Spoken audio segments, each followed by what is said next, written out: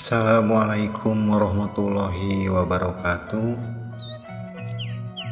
Puji sinareng syukur urang panjatkeun kehadirat Allahu subhanahu wa ta'ala. Shalawat sinareng salam anu salawasna ngucur ka junjunan urang junjunan Rasulullah Muhammad sallallahu alaihi wasallam. Patepang deui sareng simkuring ngalajengkeun bahasan anu kamari perkawis syariat tarekat hakikat sareng makrifat. Sagala rupihal anu aya dina hukum ilmu aya 4 tahap eta. Kalebet perkawis dinu tuang atanapi dinu naon bae aya anu 4 tahap eta.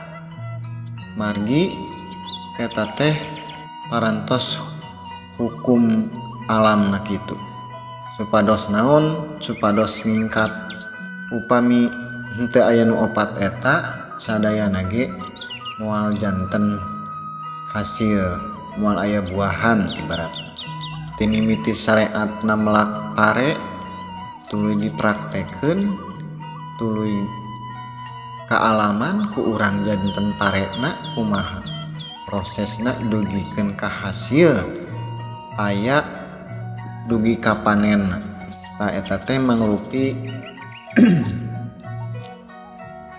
tahapan-tahapan ilmu eta anu pasti eta aya saga anu 4 eta.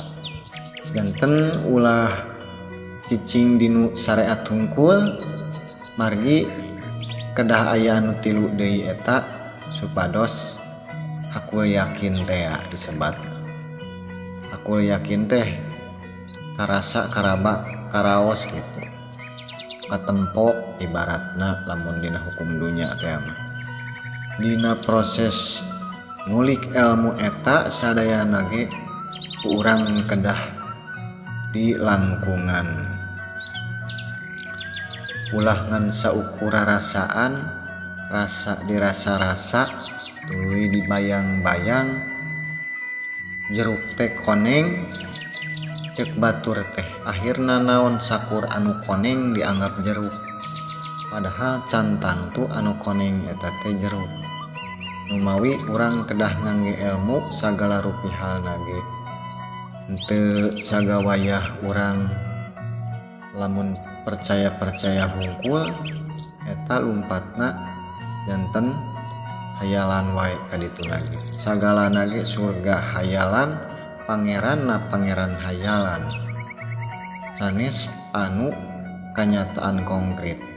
Cenah Allah teh nyata apa dohir di dinya nage. Allah teh awal, Allah teh akhir, Allah teh dohir, Allah teh batin. Tah numawi ulahnya belah eta kedah kapendak anu 4 eta. Dat sifat asma sareng af'alna teh.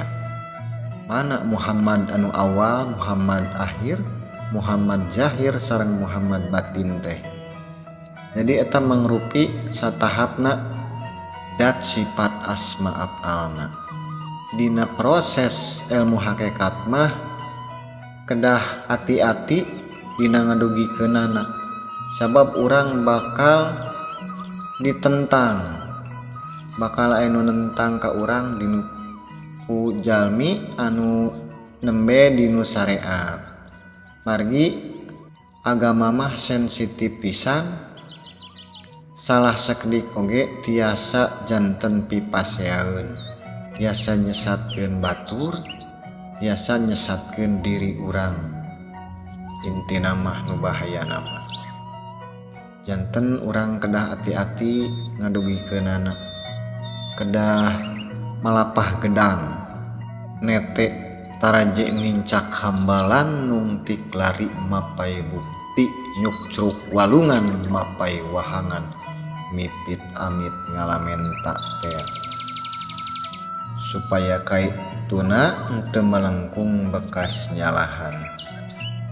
Janten simkuring pasti sakedik-sakedik ngadugikeunana bilih salah paham Margi upami parantos salah paham, akhirna lumpatna jadi ngewa, jadi kesel. Cenah ngewa ka abdi mangga abdi mah bade dikukumah ge ku abdi mah ditampi. Ngan pilih abdi disangka nyesatkeun. Akhirna teh kadinya cenah abdi dianggap jalmi naon sesat kitu mangga eta mah ditampi wae sagala rupihalna ge da sadayana ge dianjeunna keneh. Nu mawi urang kedah diajar kana hakikat teh supados urang nambih kana kaikhlasan kasabaranana ditambih ku Allah, disabarkeun, diikhlaskeun. Nembe urang teu tiasa ngaku-ngaku urang mah sabar, urang teh geus sabar, urang teh geus bager. Tah dina dimensi kasadaran akal duniawi pasti jalmi seseueurna kitu. Mantak sok aya anu mutupluk atawa ngecebrek geuningan kanyerian hate ku batur. Da pedah cenah urang teh geus kurang kumaha, cenah urang hirup teh bager, urang teh hirup teh geus ngalakukeun kahadean, tapi pamulang tarimana ka urang ngadon kaos kitu. Tah kusabab eta mah jieunan urang meunang ngadamel urang eta mah tina nafsu urang, sabab urang ngarasa bager hayang disebut bager ku batur, hayang disebut ikhlas teh. Sok sanajan api-api nyebut urang urang mah jelema bodoh, jelema anu teu ngarti agama, tapi sabenerna mah dibalik eta aya anu lemes anu ngarasa urangna bener dikukumaha ge. Kapendak katingali lamun parantos naik kana kasadaran rohani. Sabab naon sanes ditingali ku dinu ilmu-ilmu kasaktian, sabab naon sabab ku urang kaalaman. Kapendak eta lamun urang ngalaman parantos pernah nyeri waos, pasti aya anu nyeri waos urang bakal tiasa ngarasakeun kumaha rasa nyeri na eta jalmi anu nyeri waos eta. Margi ma'rifat mah sanes ngulik kasaktian, sanes ngulik jabatan kukumahana ge. Murni ilmu ma'rifat mah ilmu hakikat murni mung ka Allah, neda ridho syafaatna. Justru lebetna kana hakikat mah sanes babanda justru banda urang bakal dibersihkeun lamun anu banda eta kotor.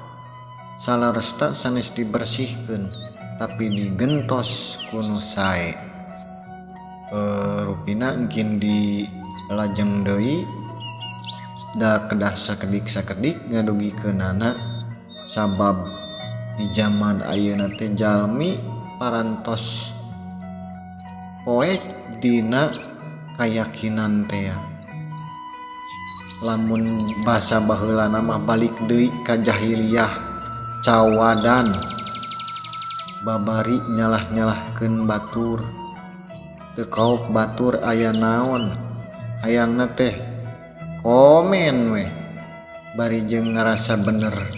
Memang eta hukum papasangan, tapi urang sakedik-sakedik urang ngajalankeun amanah ieu, urang dibuka supados anu cawadan anu ngaraos urang hirup asa pangbenerna sakedik-sakedik aya hidayah ti Allah. Tiasa nampi kana naon rupihal kajadian-kajadian anu kataringal, anu kakuping sareng sajabina. Munculna kasadaran disadarkeun teh menawi wajib urang ngadugikeunna sakedik-sakedik. Bilih seukeut teuing, pilih aya katugenah kana manah numawi kedah nete taraje teh mincak hambalan.